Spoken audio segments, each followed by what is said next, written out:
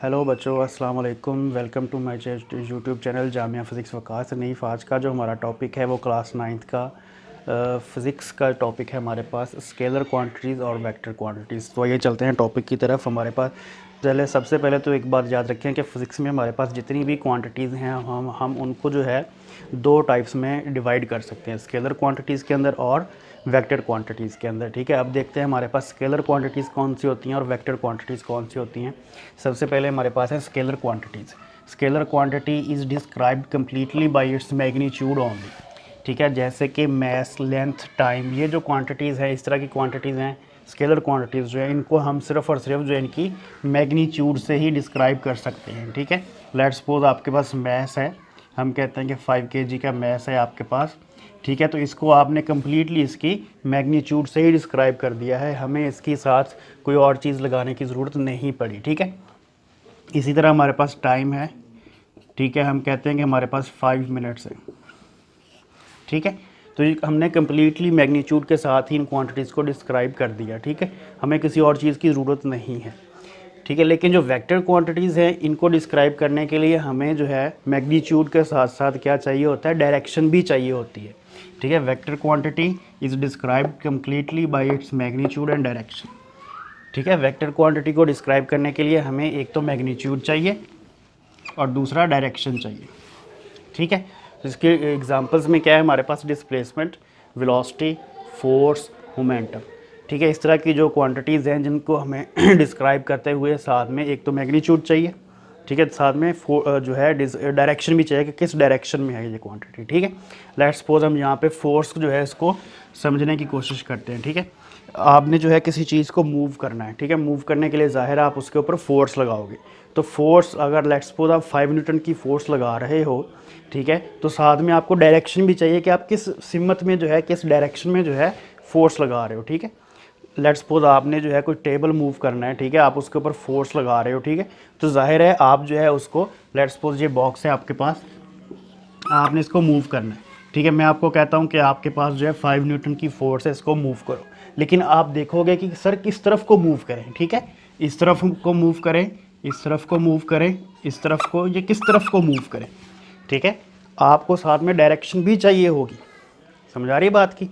तो इसलिए फोर्स जो है वो एक वेक्टर क्वांटिटी है, क्योंकि इसमें मैग्नीट्यूड के साथ साथ डायरेक्शन भी चाहिए। तो जब तक मैं आपको बोलूँगा नहीं कि आपने जो है इसको लेफ़्ट की तरफ या राइट की तरफ या अपवर्ड या डाउनवर्ड जो है आप इसको मूव करो, तो आप तब तक जो है मेरे मुंह की तरफ देखोगे, सर किस तरफ को लगाएं फोर्स। ठीक है, तो हमें साथ में क्या चाहिए, डायरेक्शन।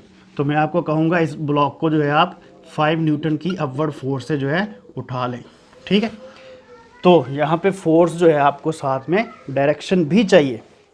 तो वेक्टर क्वांटिटीज़ को रिप्रेजेंट करने के लिए हमें जो है सॉरी तो जो वेक्टर्स क्वांटिटीज़ हैं उनमें हमारे पास जो है डायरेक्शन की भी बहुत ज़रूरत होती है। ठीक है, तो ये थोड़ा सा डिफरेंस है वेक्टर में और स्केलर क्वांटिटीज़ के अंदर। अब वेक्टर्स को रिप्रेजेंट कैसे हमने करना है, ये भी अलग से आपके पास एक शॉर्ट आ सकता है।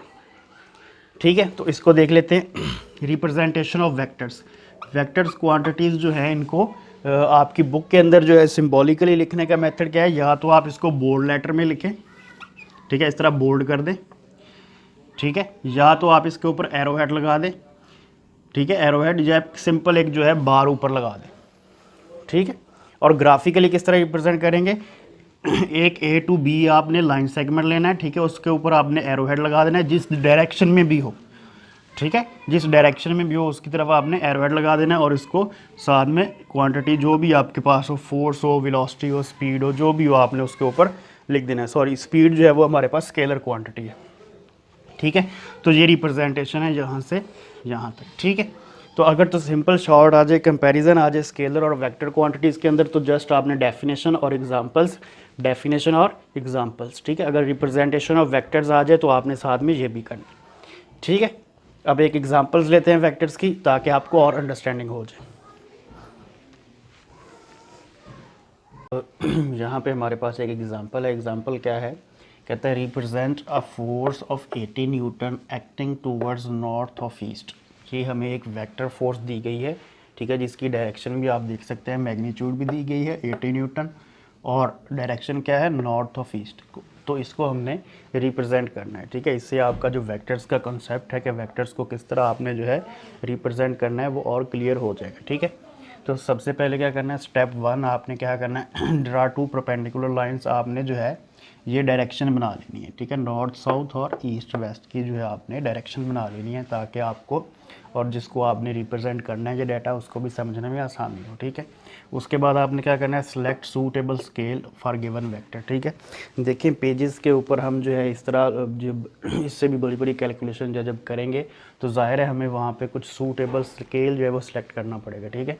तो यहाँ पे हम जो है स्केल सेलेक्ट कर लेते हैं कि 20 newton is equal to 1 centimetre, कि आप जो 1 सेंटीमीटर की लाइन लगाओगे, लेट्स सपोज ये 1 सेंटीमीटर की लाइन है, ठीक है। ये लाइन आपकी 20 न्यूटन को रिप्रेजेंट करेगी, ठीक है। तो इस तरह जो है एक सूटेबल स्केल आपने जो है सिलेक्ट करना होता है, ठीक है। तो नेक्स्ट स्टेप क्या है हमारा, हमने फिर क्या करना है, draw a line according to the given vector. हमने जो है नॉर्थ और ईस्ट के दरमियान हमें चाहिए थी नॉर्थ ऑफ ईस्ट, ठीक है। तो हमने एक यहाँ पे देखने वाली जो बात है कि आपकी जो वर्टिकल लाइन है वो नॉर्थ और साउथ को रिप्रेजेंट कर रही है और जो हॉरिजेंटल है वो ईस्ट और वेस्ट को, ठीक है।